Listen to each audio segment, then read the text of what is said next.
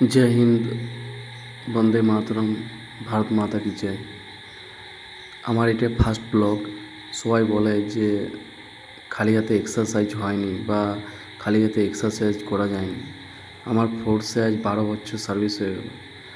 সকালবেলায় বাড়িতে এলে সকালবেলায় দৌড়াদৌড়ি, পুশ আপ, বিম, তারপরে খালি হাতে যত কিছু যাবতীয় এক্সারসাইজ করি, সিট আপ।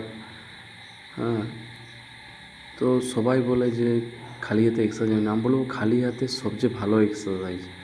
আর নিজের শরীরকে যত ফিট রাখবে ততই ভালো। কারণ তুমি ফিট থাকলে তোমার পরিবারের কোনো লোক টেনশন করবে না তোমার প্রতি। তার জন্য এক্সারসাইজটা খুবই জরুরি আজকের দিনে। আজ মোবাইলের যুগ হয়ে আজ ছেলে বলো, লোক বলো, সবাই, মেয়ে বলো, সবাই মোবাইলের উপরেই পুরো দিনটা কাটিয়ে দেয়। তো মোবাইলের দিন কাটিয়ে নিজের শরীরের উপর ধ্যান দেয়নি।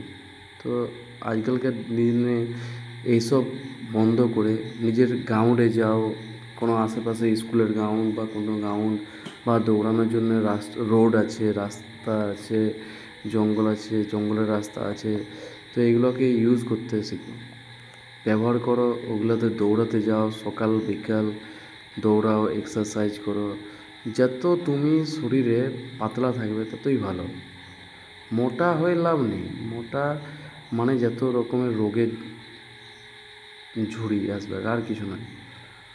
তাই নিজের শরীরকে এক্সারসাইজ করো, সকালে বিকালে ফুটবল খেলো, অন্তত 1 ঘন্টা তোমার শরীরকে সময় দাও। আর লোক বলে যে খালি হাতে এক্সারসাইজ করা যায়নি। আমি বলবো খালি হাতে সবচেয়ে এক্সারসাইজ ভালো হয়। আর খালি হাতেই তোমার একটা কথা সবাইকে, তোমাদেরকে জানা উচিত যে আমরা যে ডাম্বেল উঠাই বা এইসব বডি বিল্ডারের যেসব বডি এসব দেখছো, এরা দৌড়াতে পারবে না, এদের মধ্যে অতটা দম নেই। একটা যে ছেলেটা গ্রাউন্ডে দৌড়ায়, ফুটবল খেলে, সেই ছেলেটার অনেক দম, প্রচুর দম তার মধ্যে। আর এগুলো মাস বাড়ানো মানে গায়ের চামড়া মেদ বাড়ানো, এইসব এক্সারসাইজ যেগুলো ডাম্বেল, লোহা, মেশিন নিয়ে যে এক্সারসাইজ আমরা আজকালকার দিনের ছেলেরা, মেয়েরা সবাই করে, এগুলো হচ্ছে নিজের শরীরের মাস বাড়ানো, মাংস বাড়ানো, কিন্তু তোমার মধ্যে সেই দম থাকবে না।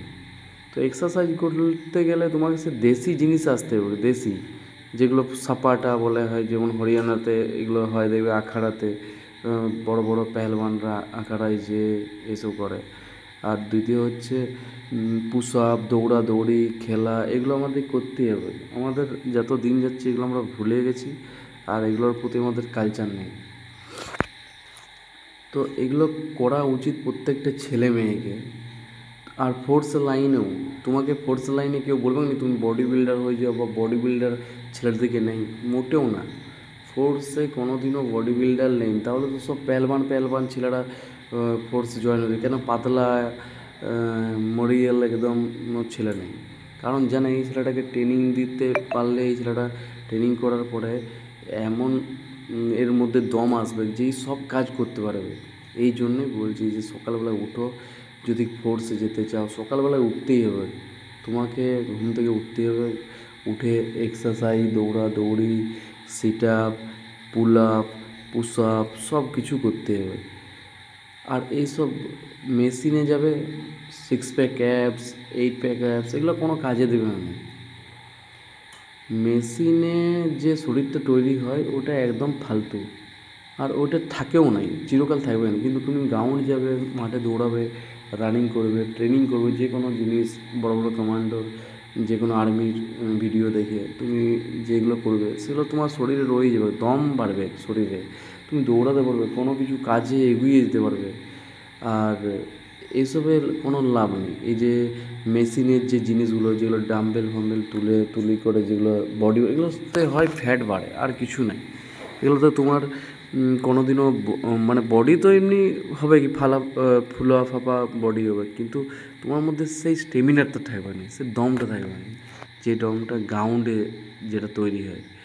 তাহলে তো আজকালকার দিনে যে সব বডি বিল্ডার দিকেই নিয়ে নিত। কেন তারা পারেনি? তারা দৌড়াতে পারবে না 2 কিলোমিটার, 1 কিলোমিটার দৌড়ালে হাঁপাবে। ফোর্সে চাই দম আওলা, ফোর্সে চাই পাতলা ছেলে, আর এগুলোই ট্রেনিং করতে পারবে। তো যদি যেতে ইচ্ছুক ফোর্সে, তো সব ভাই আর বন্ধুদিকেও বলছি যে দৌড়াদৌড়ি করো, সকালবেলা গ্রাউন্ডে যাও, পুশ আপ মারো, বিম মারো, হ্যাঁ, শরীরটাকে ঝুলিয়ে উপর দিকে তুলো, এইগুলো করতে থাকো। এগুলোতে কিছু নেই এইসব। আর উল্টোপাল্টা নেশা করবে না, এগুলো ফালতু জিনিস। যত নেশা করবে শরীর তোমার মানে নষ্ট করে দিবে, ভিতর থেকে তুমি খোকলা হয়ে যাবে। তো এইসব মোটেও নেশা নেশা একদম মোটেও করো না। সকালবেলায় উঠো, এক্সারসাইজ করো, প্রাণায়াম করো, যোগা করো, যেগুলো আমাদের দেশি কালচার সেগুলো করো। নাকি দুটো ডাম্বেল দিয়ে মারলে, হ্যাঁ আজকে আমিও মারি। কারণ একটা কথা বলছি, ডাম্বেল মারি কারণ ডাম্বেলের জন্য এই জন্য মারি যে আমার হয়ে গেছে, আমার জীবনটা তৈরি হয়ে গেছে। তোমরা এখনও যারা ফোর্স যেতে ইচ্ছুক তারা এসব করতে যাও না, আমাকে দেখে ওগুলো করতে যাও না যে তুমিও ডাম্বেল ইয়ে করো, তো ওগুলো করতে যাও না। তো দৌড়াও, রানিং করো, পড়াশোনা করো, আর দেশি জিনিসকে আপনাও, দেখবে একদিন সাকসেস